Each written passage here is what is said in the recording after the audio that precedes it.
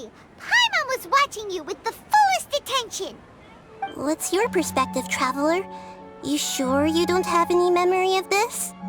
I guess that explains everything. You also lost your memories the last 2 times you tried to leave the city. Those days' memories can't be awoken. So, if we leave the city, our memories will be completely erased? It really sounds like something big outside of the city is being hidden on purpose. But this way, we'll also never discover what's outside. Something like a message? But how can we send it back? Don't look at me like that. I'm not used to being stared at. Well... Okay. You want something that can pass on messages, right? Give me some time and take care of Dunyarzad for me. Yep! Now we're talking!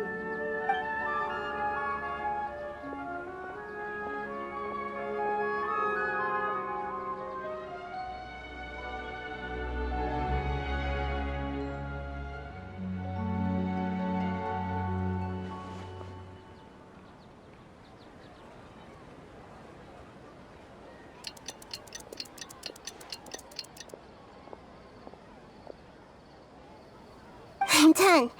Here you go. What? Isn't this just an Akasha terminal? I made some little changes. Akasha terminals are already capable of sending messages. I just tweaked it so that it could connect to any node. To make something like this? Nahida, you really know the Akasha like the back of your hand. Anyway, we can use this now to record a message, right? Yep. I'll help you save the messages. It should be pretty easy to use. I just can't guarantee the user's status and signal coverage when they're outside the city. We'll never know until we try. At least we're taking the initiative now. Let's go then. Let's expose those sages. All right. Paimon isn't as worried about being separated since it happened once yesterday. But Paimon still isn't happy about it. Okay, see you tomorrow, Traveler. That covers everything that's happened so far. Yes, although the signal was choppy and had some interference, we still managed to receive 2 messages from you when you were outside. Okay, now that you understand what's going on, let's hear the messages together.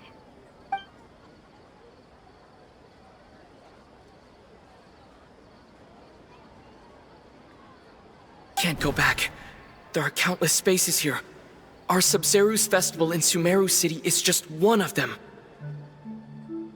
I've entered another space. Before me are flowing sandstone and howling fish. Impossible and surreal sights. All these spaces are empty except for the occasional ones that contain mute puppets rather than people. I can't sense any human presence.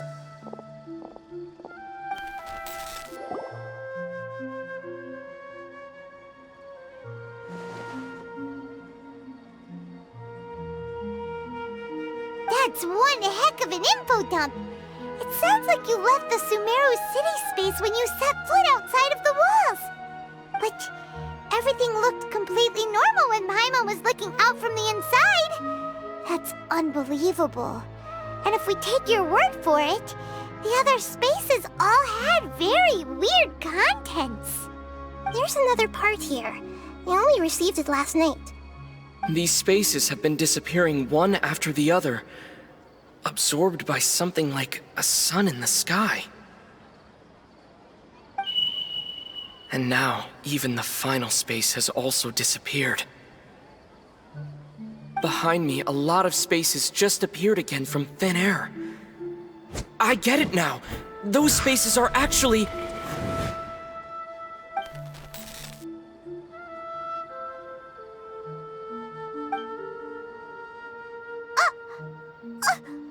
Why did the message end right there? What did the Traveler want to say? What are those spaces? Probably because yesterday just happened to end at that moment. Oh, right. Paimon did hear a beep from the Akasha. Did it come from here or From the message. The message. It should have come from the Traveler's Akasha terminal. After the beep, Traveler said even the final space has also disappeared. Traveler, what do you think that final space could have been?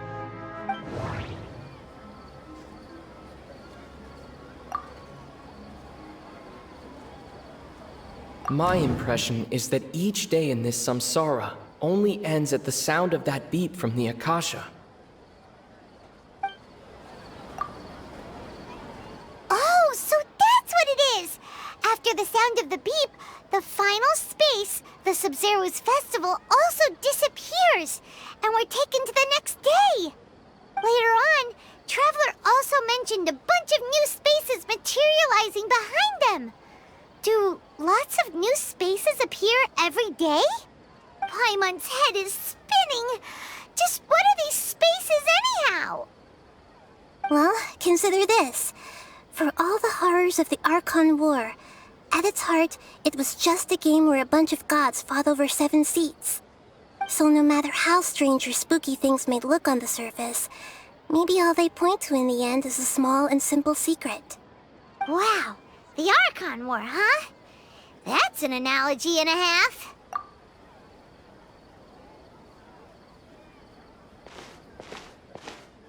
Hey, where are you going?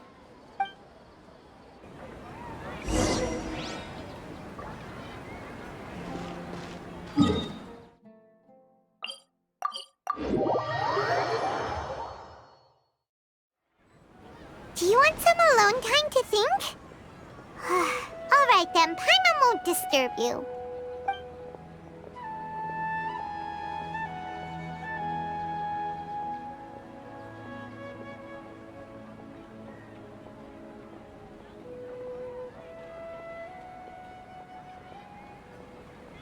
The dance of Sub-Zeros is about to begin.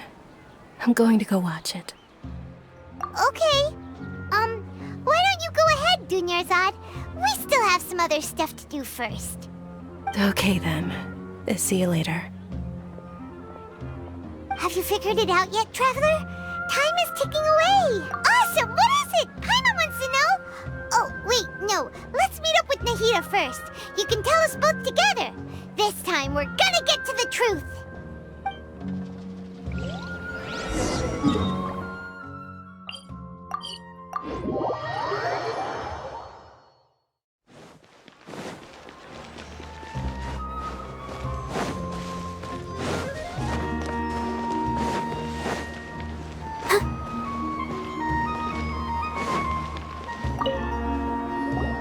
You're back! I've been waiting forever for you two.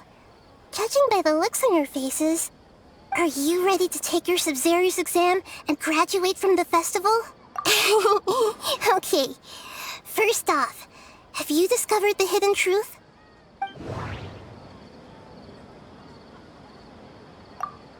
All the bizarre spaces I saw outside the city had one thing in common: a lack of human presence. Those spaces remind me of dreams, like the one I had in... People in Sumeru don't dream. What a strange phenomenon.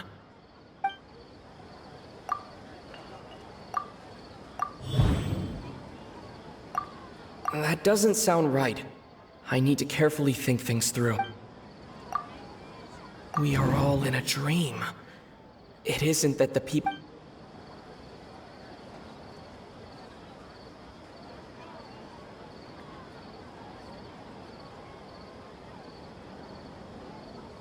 People in Sumeru think they don't dream, but the truth is the Akasha steals their dreams without them knowing it. And those spaces with no human presence are stolen dreams without their host. That would explain why they sounded so weird when he was trying to describe them. Huh. So people in Sumeru do dream after all. In fact, we're all in one big dream together right now. Correct answer. Now, how did you conclude that the Akasha is capable of this? It is the manifestation of the God of Wisdom's power. Okay, those dream-controlling creatures in the forest also get their power from the Dendro Archon, right? That would explain why the Akasha has the ability to control people's dreams, too. But is stealing everyone's dreams really how the Akasha compiles their wisdom? Isn't there anything more to it than that? Dreams are fantastical, complex, and full of imagination. People's brains are the most active when they're dreaming. In other words, dreams are rich bundles of human wisdom.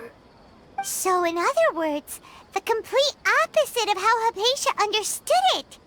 Paimon remembers her saying that the sages think dreams are foolish delusions, and the fact that no one dreams is a blessing from Greater Lord Rukkhadevata.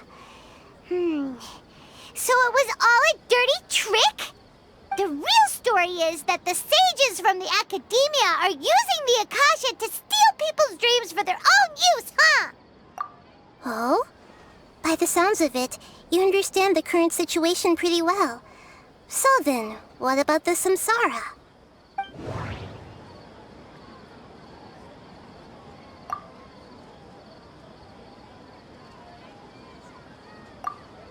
Those spaces kept disappearing before my eyes.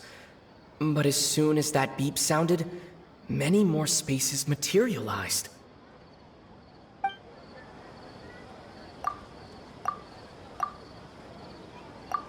Those dreamscapes kept vanishing, but as soon as that beep sounded, more new spaces appeared.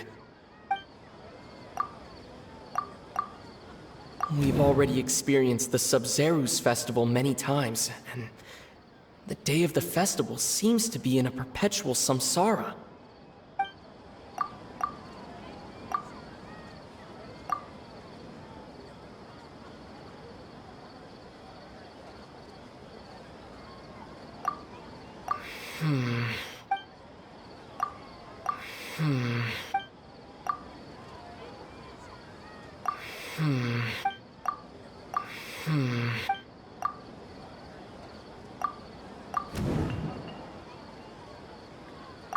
Correct.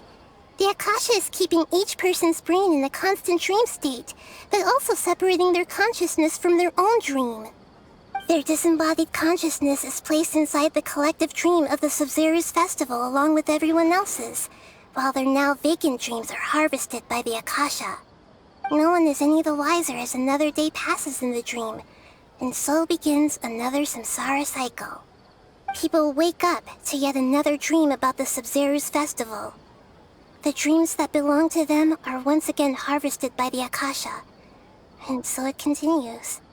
So, this is like a dream factory, and the Akasha is a dream harvesting machine. Did Paimon get that analogy right? Very good, Paimon. Using analogies well is an excellent habit to get into. Okay, so that beep we keep hearing is actually from our real-life Akasha terminals. Taking off our terminals in this dream doesn't do anything. Alright, last question.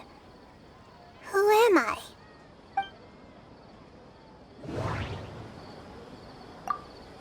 They say that alchemical divination is the Dendro Archon's divine revelation. So then, if Nahida has referred to herself as the moon... So you noticed. I thought that one would be the hardest question. That's why I put it last. That wasn't hard at all. Even Paimon guessed that. Everything about you is different. We just didn't want to expose you is all. Now that you mention it, Nahida, you've been hinting to us since the very beginning. It's funny. Thinking back to when we were asking all over the place for info about Lesser Lord Kusanali, Paimon didn't expect to meet you like this. Yes, those can wait until we're back in real life. On the other hand, I'd be happy to answer any more questions you have about here and now. You asked me this question before. My answer was, it would literally blow your minds. Now that you know this is all a dream, this answer should hopefully make more sense. Have you heard the saying, don't wake a sleepwalker? Likewise, if someone suddenly had told you all this instead of you learning it on your own, your notion of reality and dream would be thrown into irreversible confusion. I couldn't expose you to that kind of risk. That's why I could only give you very subtle hints and some suggestions. Long story short, I'm really sorry I had to keep you guessing.